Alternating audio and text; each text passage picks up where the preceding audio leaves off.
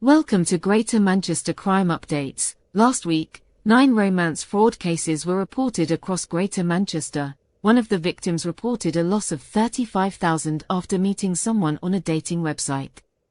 Detective Sergeant Stacey Shannon of GMP's Economic Crime Unit said, "This week is Romance Fraud Awareness Week. Online dating can be exciting, but please remember that fraudsters are out there and they use these sites as a way to commit their crimes.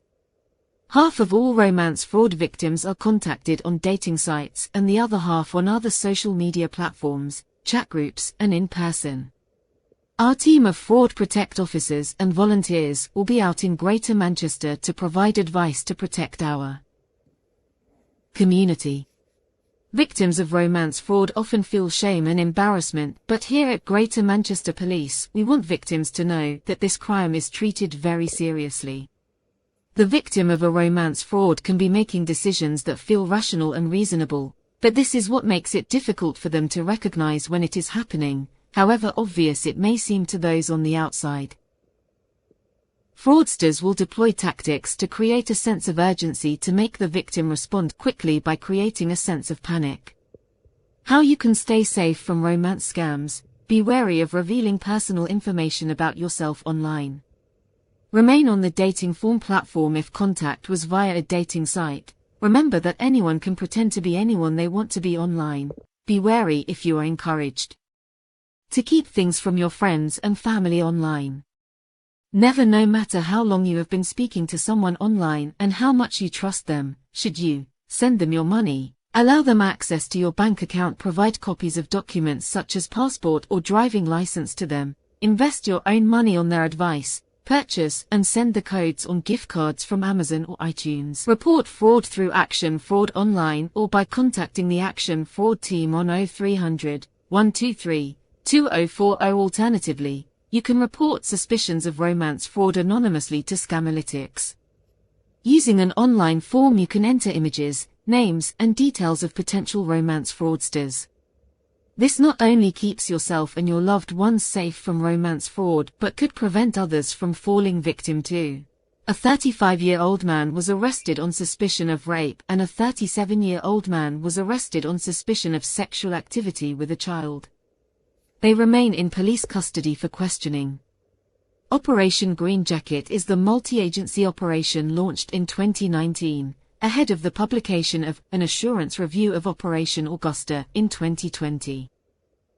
Led by GMP's Child Sexual Exploitation Major Investigation Team, a resource dedicated to investigating the most serious and complex cases to ensure consistently high standards. It focuses on offending against vulnerable young people in the South Manchester area in the early 2000s.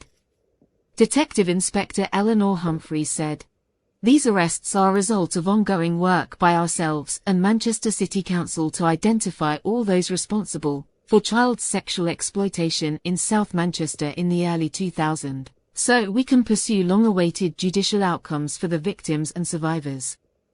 The victims and survivors are the center of our investigations. We are working hard to enable them to have trust and confidence in us and the wider criminal justice system, whilst collaborating with specialist partner agencies to build packages of support which are available to them both now and in the future."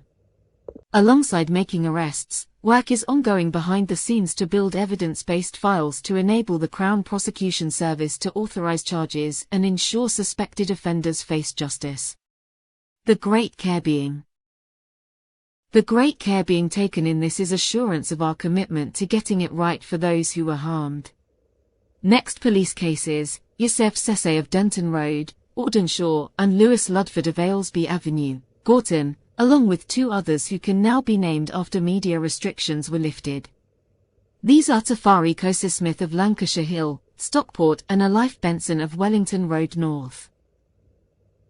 Sesse was sentenced to 22 years, Ludford for 21 years with 2 years concurrent for a bladed article, and Kosa Smith for 19 years. With 2 years concurrent for a bladed article, after all were found guilty of murder.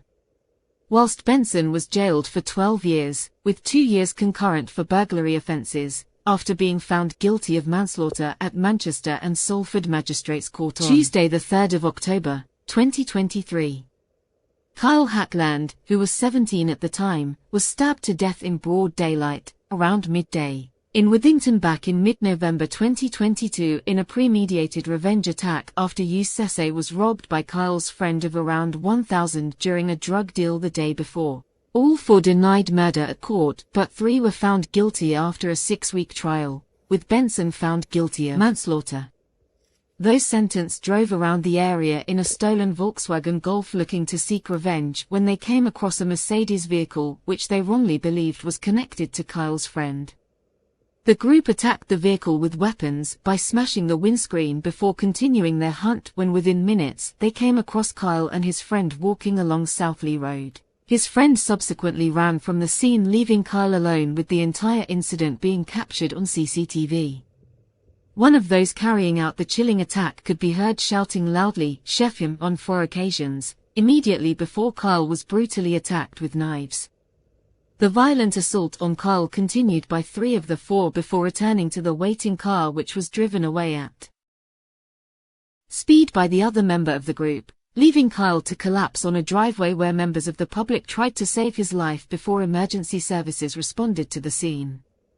Despite everyone's best attempts, Kyle sadly died a short time later at hospital as a direct result of the catastrophic injuries inflicted on him. Senior Investigating Officer, Detective Chief Inspector David Morse said, "This is another heartbreaking example of how carrying a knife can have devastating consequences in a matter of seconds.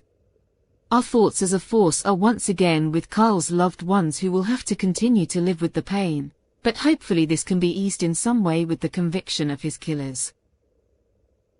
Thank you for watching our Manchester Crime Update video. We really appreciate your company. Feel free to engage with your comments and of course subscribe below. Help us to expand our reach to a wider audience.